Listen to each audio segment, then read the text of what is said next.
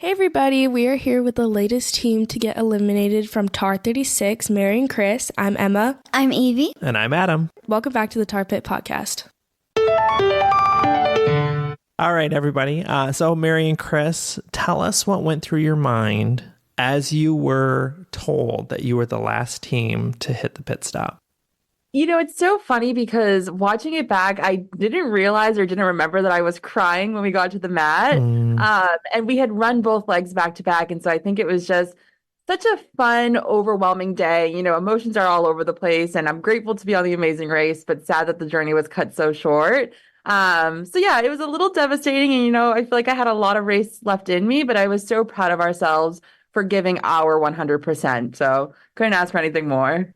Yeah, at one point, eventually on the bridge, I had a little bit of a meltdown there, very dehydrated, some things they didn't show. But I think at that point, we were hoping maybe to squeak out another place. If not, we were just really happy to make the second pit stop, even if we were going to be last. It's better than having Phil come and meet us on the mat or to have a medic take us off. So our goal kind of changed, and just to make it to the second pit stop was a big deal for us. Did you guys have a clue or like an idea that may be the case as the day was going on? And also, what didn't they show? You just said they didn't show something. Yeah, so after we finished the balloons, we were walking up the steps onto like that main bridge by the beach, and I'm in front of my dad, and all of a sudden I hear ah, and I'm like, what the heck just happened? And I turn around, and his whole leg was cramping up, and so he was in a lot of pain at that point. So they don't show that in the episode. And then after that is when he says, I need to just sit down for a minute. And we ended up, you know, he got his breath together. And at that point, we kind of figured we were really slowing down and kind of at the back of the pack. Yeah, there was a lot of on-foot stuff that they didn't show. Our cameraman had said we had logged about 8 miles walking that day with the backpacks, with the heat, with the humidity. And we had spent a lot of time down in the balloon and flag area, heading up to the bridge, and all of a sudden I was completely dehydrated. My calf muscles just gave out. I was in severe pain. I screamed out. Mary looked back and was like, oh my gosh, I can't imagine what's happening. But Mary saved me on the bridge with some electrolytes and some water, and got myself back together. But then when we got to the face painting, we did see a few teams there. So, you know, I was hustling and bustling, and it's so funny. My dad goes, could you hurry up a little bit? And I'm like, you're telling me to hurry up at this point? I don't think the slow face painting cost us the race. But some teams there, so we weren't totally down and out. Yeah. So, what was the most challenging and fun part of the first and second leg of Puerto Vallarta? I think the most challenging was trying to find those horses. In that first leg, we really struggled with our directions. And, you know, we redeemed ourselves a little bit in the second leg, which I can talk about later. But yeah, our directions that first leg was, I think, the most challenging. And for me, the most fun was the lassoing, because I mean, how often can you say you've jumped through lassos in Mexico? So that was fun to see. I think the funnest part for me was after Mary did her lassos and we were kind of in a race to the pit stop. We saw Rohan and Maya just show up at the lassoing, and we know Vinny and Amber had left ahead of us, but Mary was like a little mad woman driving through Mexico crazily, but safely. And to pull up at the pit stop, you know, where we could see Phil in the distance, to me, that was probably just the most amazing moment. I think I gained a second win, and just running and knowing we weren't last and seeing Phil there, it just was an awesome experience. Yeah, I'll add on to that too. It felt like at that moment we knew that we weren't last in that first leg. And so, I mean, as fans of the Amazing Race, like you guys are, running to Phil on the mat, and it was like tunnel vision with like people on either sides of us. And I was like, oh my God, like it was so exciting because we knew that we were still in it at that point. So did the switch from color correction to balloon collection really take that long, or was it just how it looked in editing? We spent a lot of time. We probably tried to do the color correction, I want to say maybe 45 minutes. And as you can see, like, I think the only people that really completed that successfully were Sunny and Busy, and everybody else it and gave up. And even watching the show from our living room, we're still confused about what the pattern was. We would have done any better today if we approached that. Yeah, and it's funny because we thankfully didn't have to end up doing the physical challenge in the first leg. So we're like, okay, the second leg, like we're a little gassed out. It's really hot. Like, let's conserve our physical energy and like go for the mental task. And then yeah, and I'm just feeling impossible in that moment. And we felt like we were wasting a lot of time, and then did balloons, which was like the easier option. And hindsight is 2020. Well, the balloons were very easy, but we popped a few of them, and we were a little bit worried how strict they were going to be. And it turns out in the long run that as long as we brought the bundles of balloons to the people, there was no big. Mm.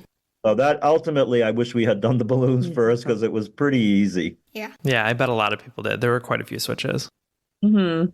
That's a really long time to be there, and it looks so short in the editing.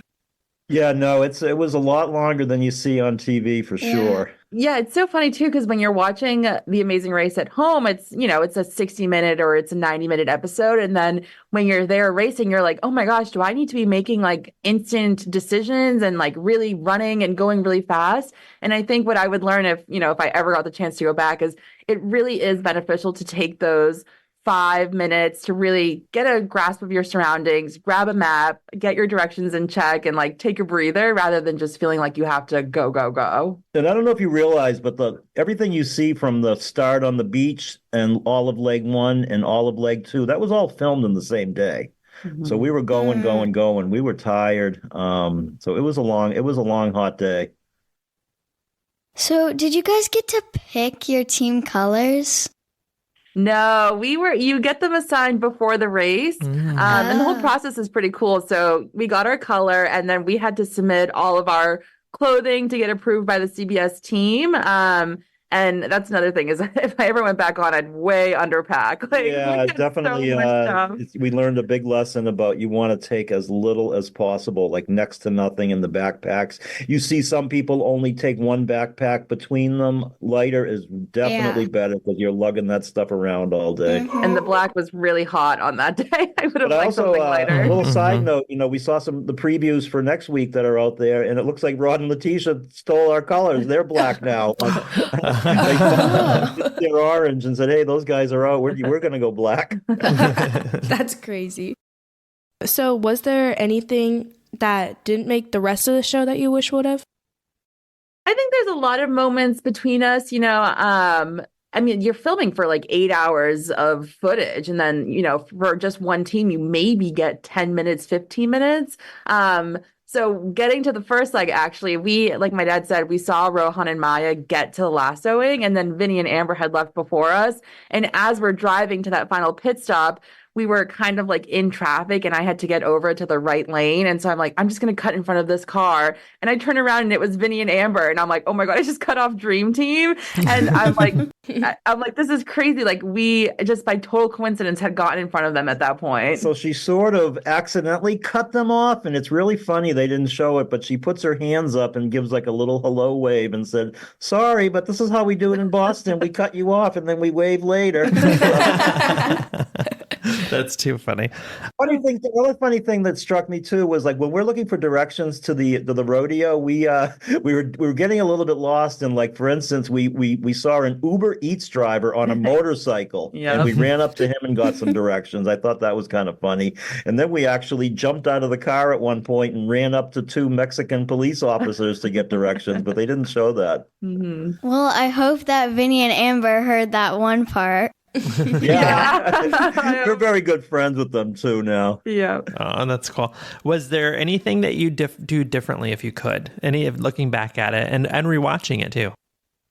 Definitely pack lighter. I think, they don't tell you where you're going. And so you kind of have to guess, do I need sweatpants or do I need, cooler clothes? And I think if you find a happy medium, like a light backpack really saves you when you're running around these cities. Yeah, definitely pack light, and I'm physically strong, but I way underestimated the toll that the running would take on us. I could have got my cardio up, but we had about 2 months from the time we knew we were going to be on the show till getting on, and I kind of wish I had focused more on some running to get myself in a little better shape, but maybe next time. That's a good hot tip for anyone listening. Yeah. Yep.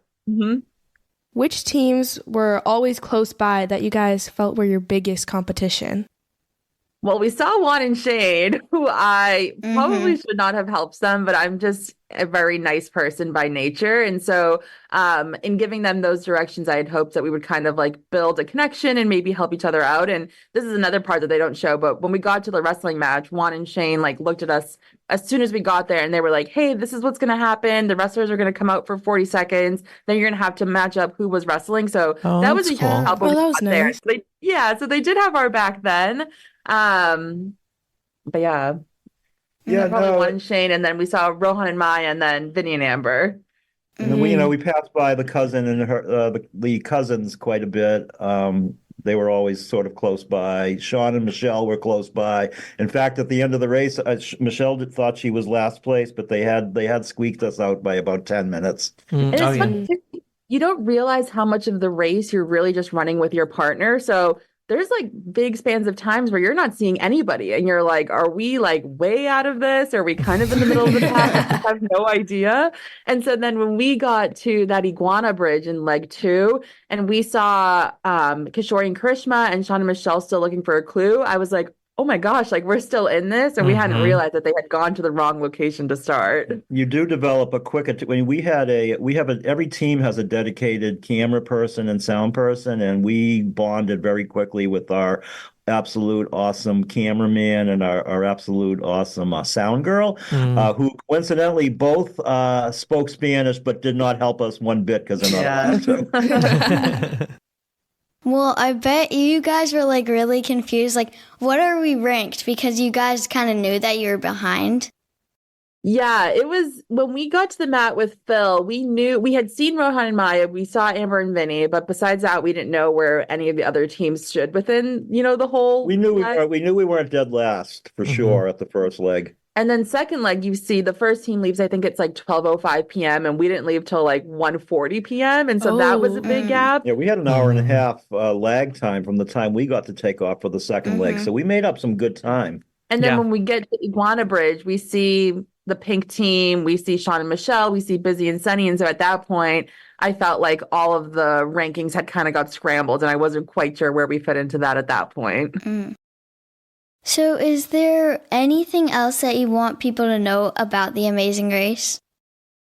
I think it was such a special experience for us and I'm so happy we did it. And, my advice for anybody who wanted to go on would be to train physically because I think that that's so important. But as you guys see, like you can't really prepare for matching colored streamers for collecting balloons. It's hard to we were not expecting the humidity that day. It really drained us, but definitely if you're going to go on the show, definitely get your cardio going, get some miles in.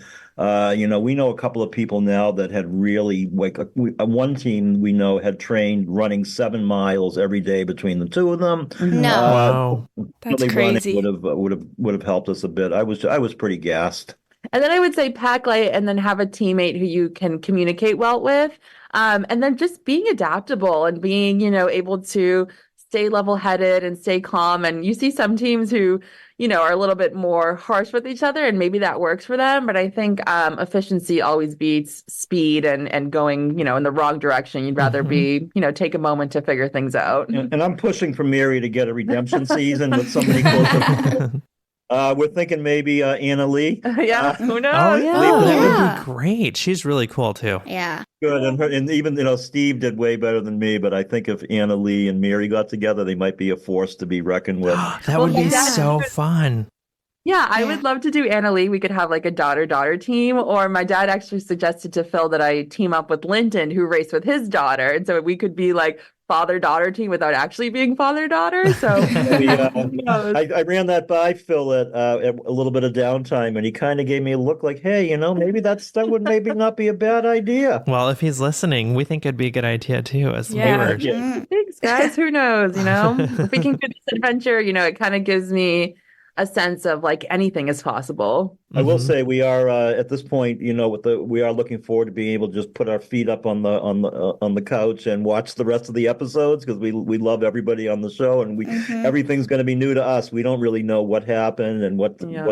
and we do know some things that you guys don't know, like who placed where, but we won't tell you that. But just to see it with our own eyes is going to be a lot of fun in the next 7-8 weeks.